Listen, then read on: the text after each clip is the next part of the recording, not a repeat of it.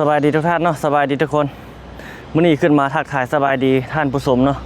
ตอนนี้ประมาณ1 โมงทุกคนอยู่ที่นครหลวงเวียงจันทน์เนาะภาพมุมสูงอยู่ที่เขตเมืองสีโคตรตะบองเขาขึ้นมาทักทายท่านผู้ชมอัปเดตนี่ท้องฟ้าอากาศมื้อนี้นี่เมาแบบนี้เด้ทุกคนแม่นฝนสิตกใส่บุญท่าหลวงบ่ บุญท่าหลวงก็อีกบ่โดนแล้วเด้มื้อนี้ก็23แล้วเนาะอีกบุญแล้วบุญทะลวงวันที่1 เดือนหน้าก็แม่นแล้ววันที่1 เดือนสิมานี่แหละวันที่1 เดือน11เนาะโอ้นี่เขาจะกำลังเฮ็ดนี่เพิ่มอยู่นี่เนาะการก่อสร้างการพัฒนาของบ้านเฮาอันนี้เฮาอยู่เขตเมืองสีโคตรตะบองเนาะทางนั้นเขตแคมป์ของเขตหาดทรายดอนจันทร์ทางนั้นเขตเมืองจันทบุรีทางนี้เขตเมืองไซเศรษฐาต่อจากเมืองจันทบุรีไปบุญพระธาตุหลวงเวียงจันทร์ก็อีกบ่โดนแล้วเนาะทุกคนคือว่าเพิ่นวางกำลังเจ้าหน้าที่รักษาความปลอดภัยเนาะรวมทั้งหมดเนาะในงานมันประมาณ 2,015 นายบ่ทุกคนเนาะ 2,015 นาย 2,000 กว่าคนเนาะเป็นเจ้าหน้าที่รักษาความปลอดภัยสำหรับงานบุญเนาะในระหว่างวันที่5 พฤศจิกายน 2025ทุกคนเนาะงานบุญพระธาตุหลวงเวียงจันทร์ประจำปี 2025ทุกคนปีหนึ่งมีเทื่อนึงเนาะศูนย์รวมจิตใจของคนลาวเฮาทั้งชาติตะโฮมความสามัคคีเนาะความเป็นลาวทุกจุดทุกแจทั่วโลกที่คนลาวเฮาอยู่ก็แม่นมีบุญมีงานแบบนี้วัฒนธรรมฮิตของประเพณีเนาะอันดีงามของชาติลาวเฮารักษาไว้สืบไปทุกอย่างเนาะมีห้านค้าห้านอย่างขายเครื่องงานแสดงแสดงสินค้าอยู่ลาวไอเต็กนำเนาะทุกคนเนาะมีทุกปีเนาะเคียงคู่กันไปเนาะงานบุญพระธาตุหลวงเวียงจันทร์และงานบุญ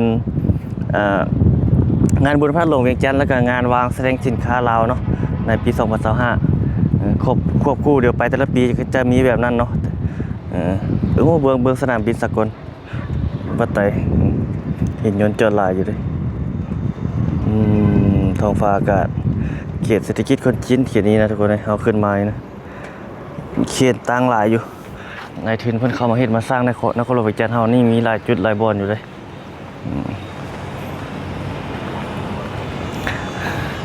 นี่คือภาพมุมสูงในมื้อนี้ขึ้นมาอัปเดตพาชมท้องฟ้าก็ถือว่า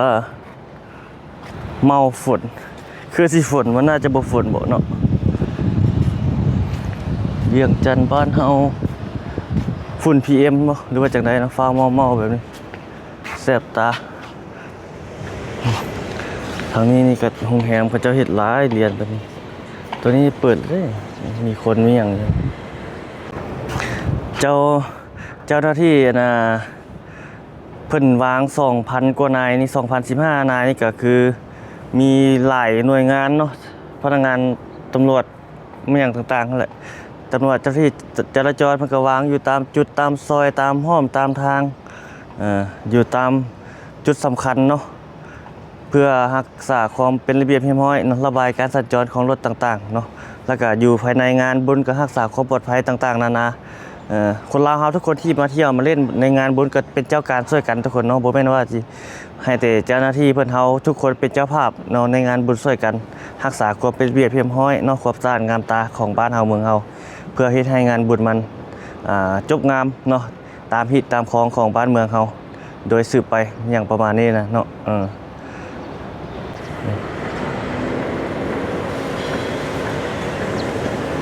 ติดแก้วเนาะ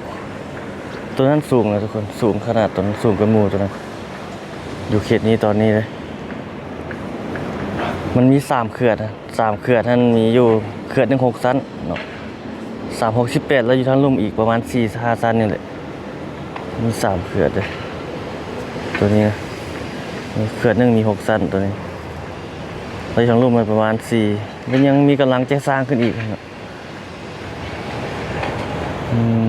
ทักทายสบายดีเวียงจันทร์บ้านเฮาขึ้นมาอัปเดตสบายดีทุกท่านเนาะต้นสวย อย่าลืมเบิ่งโฆษณาเด้อทุกคนเพื่อเป็นกำลังใจในการสร้างคลิปรายได้ของการให้ YouTube มาจากการเบิ่งโฆษณาของท่านผู้ชมนั่นแหละอัปเดตเรื่อยๆพาชมถ้าท่านใดอยากซัพพอร์ตก็สามารถเบิ่งโฆษณาให้เฮาถ้ากดข้ามปุ๊บเฮาก็บ่ได้เงินเลย สนับสนุนเฮาในการสร้างคลิปต่อไปก็คือเฮาเว้าฮะสปอร์ตเนาะโอ้ท้องฟ้าอากาศเวียงจันทน์บ้านเฮานะประมาณนี้เด้อทุกคนเนาะขึ้นมาทักทายท่านผู้ชม 4-5 นาทีอัปเดตพาชมท้องฟ้าอากาศนครหลวงเวียงจันทน์เฮาประมาณนี้แหละเอาไว้พบกันใหม่ในคลิปถัดไปเนาะขอบใจทุกคนสบายดี